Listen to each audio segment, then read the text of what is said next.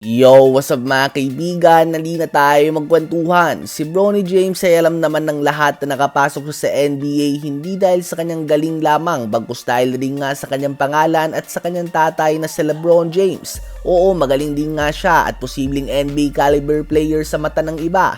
Subalit bibihira ka nga makakita ng number 55 pick na meron ng 4 years guaranteed contract agad, lalo na't halos wala naman siyang nagawa sa kolehiyo na magsasabi na deserving siya ng kontrata na ito. Hindi naging maganda ang simula niya sa liga at kahit nga sa G League noon ay nagkakalat siya. Subalit ngayon nga ay nagagawa na din niya magtala ng solid stats sa G League at maganda ang kanyang nagiging development.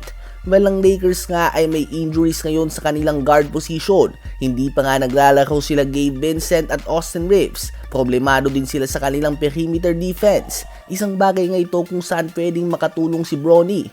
Sa ngayon nga, ang guard rotation lamang ng Lakers ay si Luka Doncic, Marcus Smart at Nick Smith Jr. Kahit nga si Dalton Knecht ay out na rin nga sa rotation nila. Kaya naman sa palagay nyo ba ay dapat nang mabigyan ng lehitimong minuto si Bronny sa Lakers? Dahil kung hindi pa nga siya mabibigyan ng minuto ngayon na injured ng dalawang guard kay Reeves at Gabe Vincent, kailan pa nga ba siya mabibigyan ng playing time sa importanteng bahagi ng game? Hindi yung tuwing garbage time na o tambak na sila o tambak na nila ang kabilang team. Ano ba masasabi nyo tungkol dito?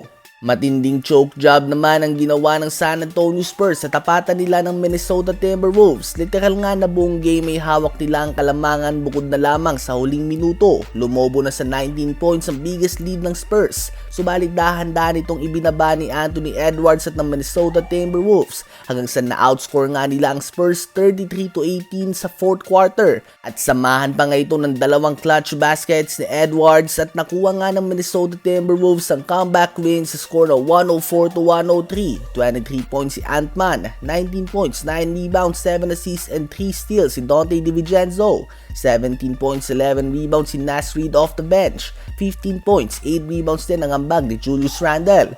Sa Spurs naman ay nagtala pa rin nga si Wemby ng 29 points and 7 rebounds in 26 minutes at plus 17 nga siya sa plus-minus. Ibig sabihin ay na-outscore nila ang Timberwolves ng 17 points at 26 minutes nga sa loob ng court. Subalit sa 22 minutes nga na wala siya sa court ay negative 18 nga ang Spurs mga kaibigan. Kaya naman talagang nagkulang nga ang kanyang mga kakampi sa suporta sa game na ito.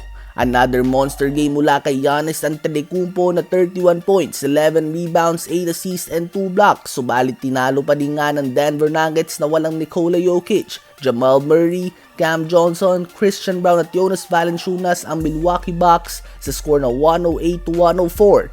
25 points si Tim Hardaway Jr., 23 points, 6 rebounds and 4 assists si Aaron Gordon, 19 points, 8 rebounds and 6 assists si Peyton Watson, 14 points, 10 rebounds si Zeke Naji at 13 points, 8 rebounds naman si Jalen Pickett. Malaking credit nga sa coach ng Denver Nuggets dahil nagagawa niyang itawid ang team na ito sa mga panalo kahit na wala ang kanyang mga stars sa team. Ano ba masasabi niyo tungkol dito?